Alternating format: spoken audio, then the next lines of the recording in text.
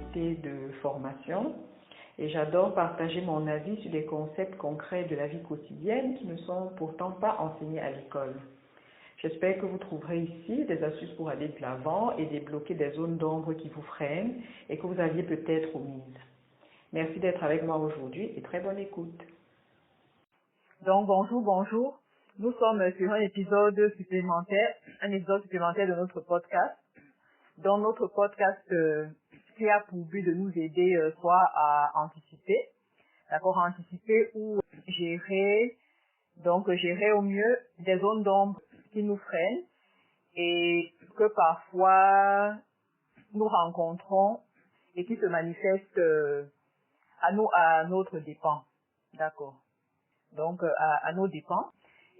Et donc bien sûr pour les gérer, ici en l'occurrence nous avons un épisode qui est à thème relationnel. Donc cet épisode en particulier, en fait c'est comme une continuation et donc une suite et fin, d'accord, de l'épisode de la semaine précédente.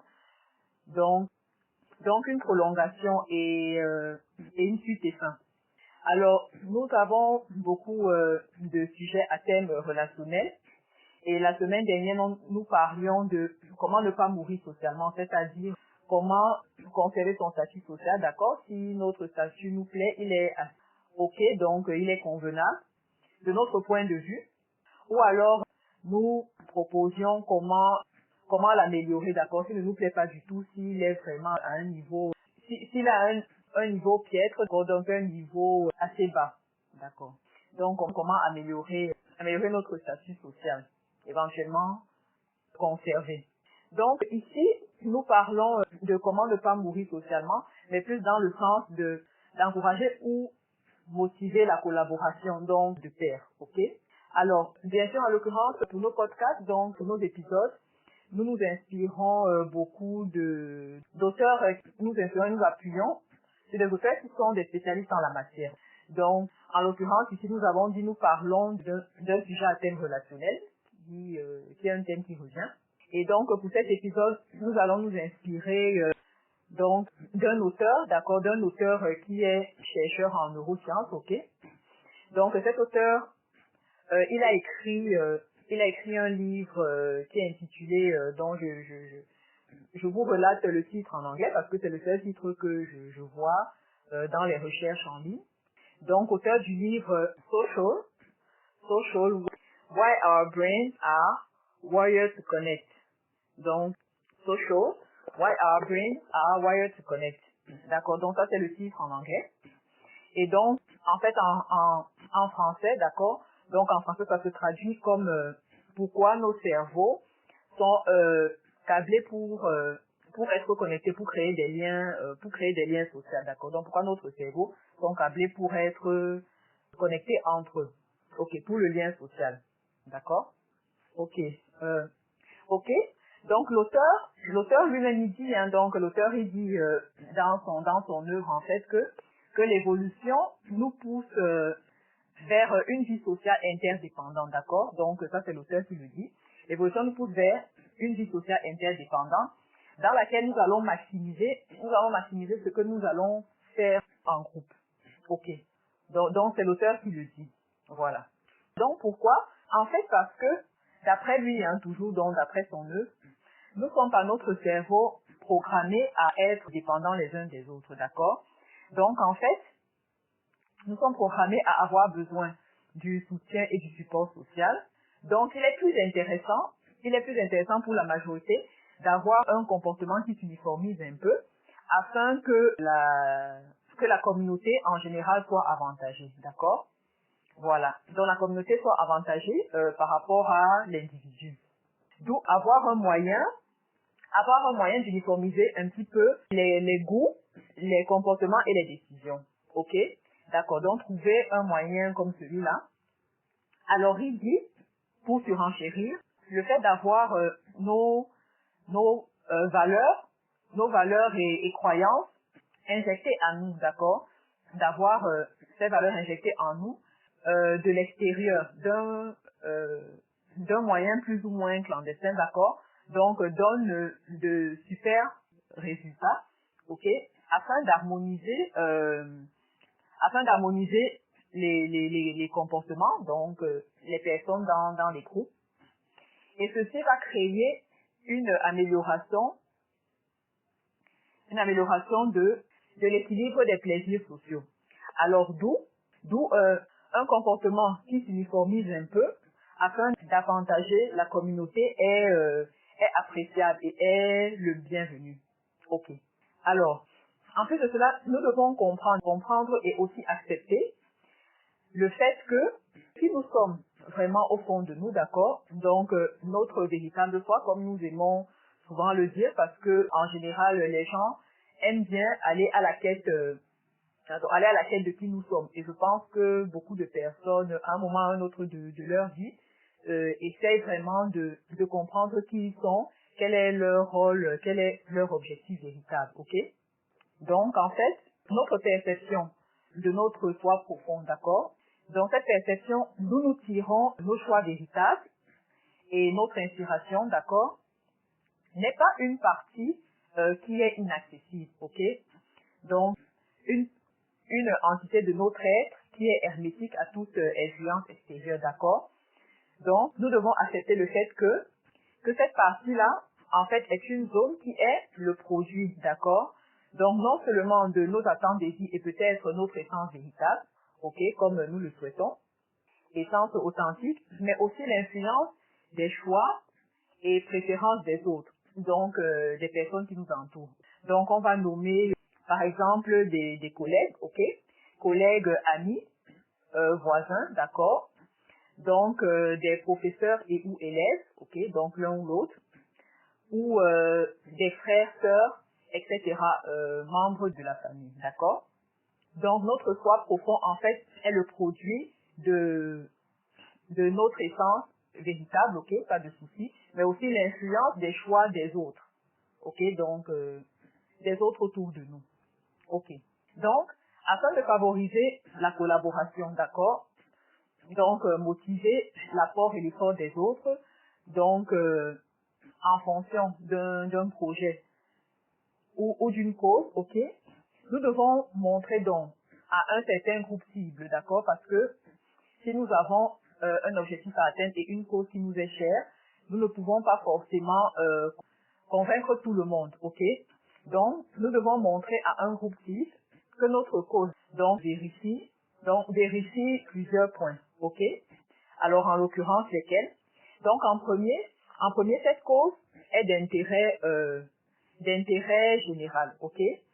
Donc, c'est-à-dire que elle a pour but de supporter le groupe, d'accord, de supporter le groupe et la communauté plutôt que l'individu. Bien sûr, dans le but d'harmoniser les personnes, donc dans les groupes, ok, et d'améliorer un équilibre des plaisirs sociaux, ok, d'accord. Donc nous devons montrer que cette cause-là est influençable, ok, c'est-à-dire qu'elle peut être modifiée à partir d'un apport de l'extérieur, d'accord? Donc un apport, bien sûr, un apport qui permettra de l'élever et de la réguler, ok? Donc elle peut être élevée, ok?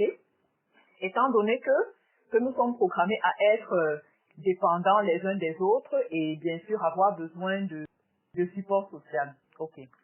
Donc cette cause-là, elle est utile, d'accord? Elle a pour but de promouvoir en général et non de rabaisser ou bien de réduire, ok? Et aussi que cette cause elle rend service, d'accord? C'est-à-dire, elle est définie en fait dans l'objectif de soutenir les autres plutôt qu'elle-même, d'accord? Donc elle est en gros altruiste, c'est-à-dire que son sens provient des autres, d'accord? Son sens provient des autres et non d'elle-même. Donc, ok. Donc, l'auteur, en fait, dans son ouvrage, ok, il dit en fait, au fond, quand on observe de près, on voit que nous ne sommes pas aussi égoïstes que nous le pensons, parce que nous pensons parfois être des personnes égoïstes, juste centrées sur nous-mêmes et notre bien, d'accord. Mais il dit que véritablement ce n'est pas le cas, Donc, en fait, les gens vivent beaucoup plus pour les autres, d'accord? Donc, ils vivent beaucoup plus pour être vraiment, pour dévouer leur vie à une cause ou bien à d'autres personnes. Donc, les gens ne sont pas aussi égoïstes qu'ils veulent le faire croire, d'accord? Donc, en fait, les gens vivent pour les autres. Et donc, une cause qui a donc cette valeur-là, cette qualité, donc qui exalte, d'accord? Donc, une cause qui exalte et montre vraiment ce côté donc altruiste et est définie vraiment pour soutenir les autres, elle rend profondément service, a des chances, a des chances donc de convaincre les autres, du moins la majorité. Ok. Alors, donc, nous voyons ici un cas de figure, un cas pratique. Donc, nous voyons un cas pratique qui est tiré d'un fait ou événement marquant se déroulant au début du XXe siècle, d'accord? Donc, au début du XXe siècle, on a un événement très marquant qui a touché la planète entière, qui est connu sous la dénomination générale la Première Guerre mondiale, d'accord? Donc, la Première Guerre mondiale. Alors, donc, ce fut une tragédie, d'accord? Néanmoins, un fait marquant de notre histoire.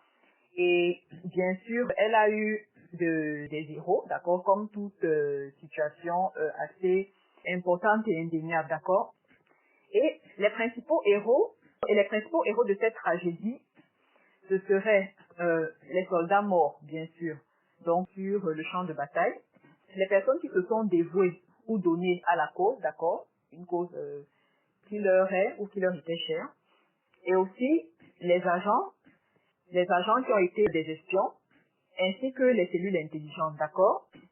Donc, par les cellules intelligentes, donc on sous-entend celles dédiées à l'espionnage, au suivi ou à la mise en place de la stratégie, d'accord, ou encore des cellules responsables du contre-espionnage, d'accord. Donc on sous-entend ces éléments-là qui représentent les cellules intelligentes. Ok.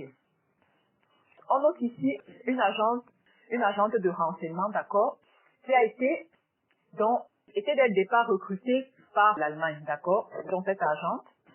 Et en particulier, elle a été recrutée par le consul d'Allemagne à Amsterdam qui s'appelait Kramer. Ok, donc, en fait, elle est recrutée pourquoi? Au départ, elle vient d'une base de danseuses exotiques orientales, d'accord? Donc, elle a travaillé et vécu à Paris, donc elle est connue dans ce milieu. Et elle a ses entrées dans des cercles fermés et des cercles élevés et des hautes sphères, d'accord? Et aussi, elle a un avantage très intéressant qui est la possibilité de voyager car étant originaire d'un pays neutre dans la guerre.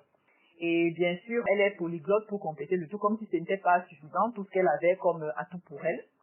Donc, elle est polyglotte. Et après son entretien avec donc ce consul, ce dernier la trouve vraiment intelligente. Il se dit qu'ayant déjà un très bon carnet d'adresses, puisqu'elle a ses entrées dans des sphères assez importantes, d'accord? Donc, elle a du potentiel et elle a énormément d'atouts. Et elle est une valeur et elle a un atout majeur, d'accord? Donc, il lui propose de travailler pour lui, pour le renseignement, d'accord, pendant la guerre. Et du coup, elle est enrôlée, donc elle est recrutée, en fait. Voilà. D'accord. Notons ici que cette agente, elle a été recrutée parce que elle a su présenter ses atouts convaincants, d'accord? Donc, qui sont le fait qu'elle a une activité d'intérêt général. C'est très subjectif, bien sûr, mais étant une danseuse de renommée, d'accord, assez appréciée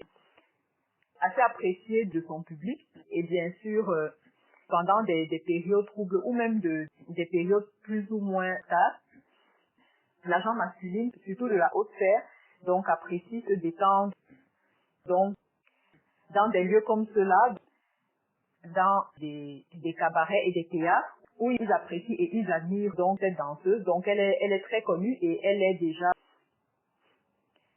assez appréciée donc pour son art, d'accord? Donc si on le considère ainsi. Et donc elle a un carnet d'adresses assez fourni, du moins dans la sphère qui intéresse ce consul, qui est les officiers, les membres importants donc de la société, du gouvernement, etc. Donc on peut considérer qu'elle est influençable ou assez ouverte. Donc dans ce rayon à ce niveau en particulier, on peut considérer aussi qu'elle est utile et qu'elle rend service, d'accord. Le consul la trouve intelligente, donc il pense qu'il peut vraiment l'aider pour obtenir des informations de valeur, d'accord.